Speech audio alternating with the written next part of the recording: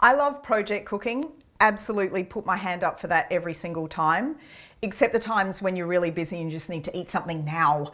So I wanted to throw a few more really easy things into the mix of what we've been doing so far, because I feel like we've kind of covered some projects with sourdough and with aquafaba, and and if you haven't seen any of those, go back through YouTube and check them out. But what we're going to do today is the easiest khichdi ever. Now, khichdi is a really delicious, super nourishing kind of meal. You know, when you just go, oh, I don't know what I want to eat, but I want it to cover all bases, and I want to have stuff that's good for me, but I don't want it to be difficult. Khichdi. That's when you need to introduce khichdi into your life. And I just make this at least once a week. More often than not through winter, I'll be doing it twice a week because it is all those things. Super easy, unbelievably nourishing, really satisfying, and you can keep it as well. So if you need to have leftovers the next day, it's good for that. What is it? If you haven't made khichdi before, it's an Indian dish, and it's based on beautiful rice and some kind of legume. So what I do is, of course, swap things out, but I've done a brown rice and then a black lentil, the beluga lentil. I don't know if you've seen those before, but they're almost like the green version, the French green lentil, which is very small but holds its shape. This is the black version of that, and it's just delicious, but it doesn't disintegrate like dal. So we have that as the base, and then you can add any kind of veggies that you want to this, but that happens in the last 10 minutes of cooking. Everything else happens in one pot. Another reason that I really love khichdi. And what this dish is probably most famous for is, if ever you've looked into fasting, the Ayurvedic principles around fasting at certain times of the year to give your digestive system a bit of a rest. I don't do that as often as I probably should. But the great thing about khichdi is that it's known as the meal that breaks your fasting. So if you think of it in that term, you kind of understand how gentle it is on the digestive system, but also how nourishing it is. So that's the reason that khichdi is such a favourite, I think, when people are coming out of a fasting thing. Yogis everywhere love khichdi. Okay, so let's get started. You can use any kind of oil if you want to do coconut, if you want to do sesame, whatever you like. I've got olives, so that's what I'm using. Now, I'm going to write this recipe out for you as per usual on allthethings.com.au. But what I have here is a paste version of the onion, all the spices, the turmeric and the ginger.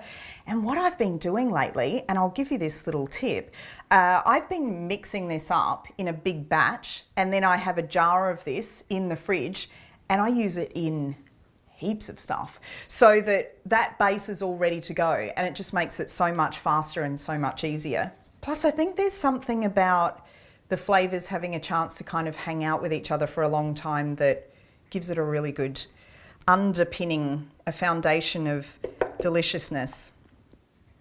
Yeah, just pop it all in. So it's the equivalent of 1 onion, and then ginger, turmeric, all of your spices. And in Ayurvedic terms, they change throughout the seasons as well. So different spices relate to different times of the year and what your digestive system might be needing at that point. That's more complicated than we need to worry about, but if you're into it, it's really interesting information. Okay, so once we have the paste and the oil, or the onion and the spices and the oil, we fry that off, and then we're going to add the rice and the lentils. So we'll get that started. Now be sure to give this a really good fry because, well, personally, I think there's nothing worse than half-cooked onion in any kind of curry. So make sure that that really gets a decent amount of time over some high heat. You'll hear it, you'll smell it. It'll give you all of the indicators anyway to let you know that it's ready.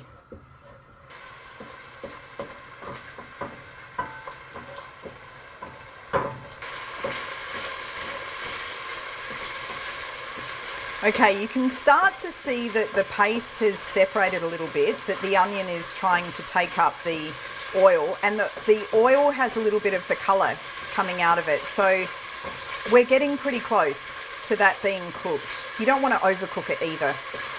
It's the trickiness, but there we go. I think now we're ready to add the rice and also those gorgeous little lentils. It's not dissimilar to risotto at this point. So once you have the rice and the lentils coated with that yummy paste, then add in a tin of crushed tomatoes, or you can crush them yourself. You of course can use fresh, it's just that I want to make this as easy as possible so that you actually make it at home rather than just watch and go, oh, that's a nice idea. Okay, the tomatoes are in, and then 2 cups of water. So you essentially have an absorption rate of 2 to 1, like you would cook rice anyway if you're using an absorption method. We have 1 cup of rice, half a cup of lentils, and then the tomatoes and the water is the equivalent to 3 cups of liquid. Yum. All right, that can hang out for 40 minutes. All right, 40 minutes later and a half a pot of tea. This is the kind of consistency that you're looking at, but I want to add a little bit more water at this stage.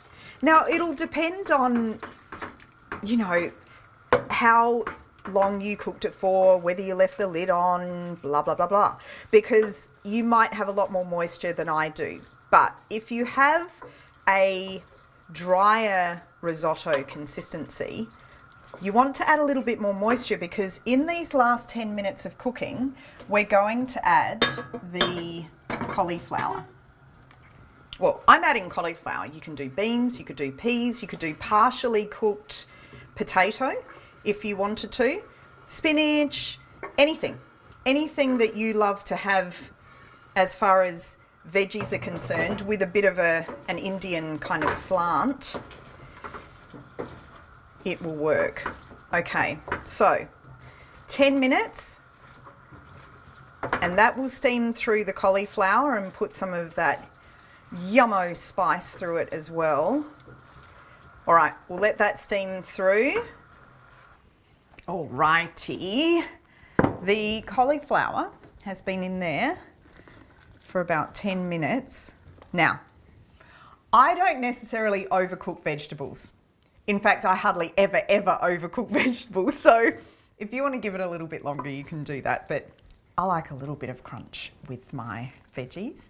Okay, one pot dish, and you've basically not even looked at that until the last 10 minutes. It's appealing all of a sudden, isn't it? Oh, and if you could smell this, then you'd know exactly how appealing it is. Okay, there's a couple of things that you can add to this or not. Depends on your mood and how much time you've got going on. I love adding yogurt, coconut yogurt, because this stuff is ridiculously good. So pop some of that on there, because what's Indian without yogurt, right? Hemp seeds, I'm not sure that that's traditional, but hey, around my house it kind of is. Amazing levels of protein and omegas. And I love doing a little squeeze of lime, just for that yummy acid touch. All right, coriander.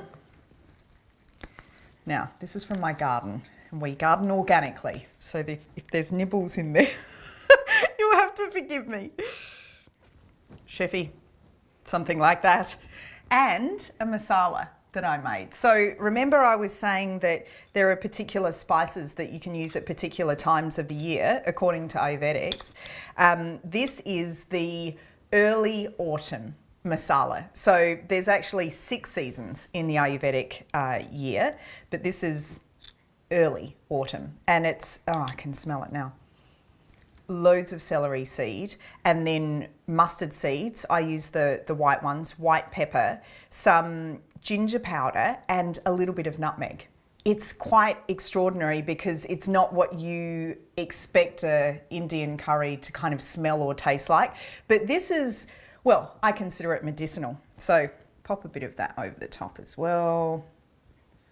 A little bit more. Yum. Good smells. Kitchery. Sit down, tuck into that, and just feel really good about everything in the world. And subscribe.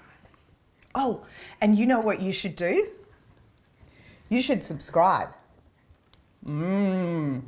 Subscribing.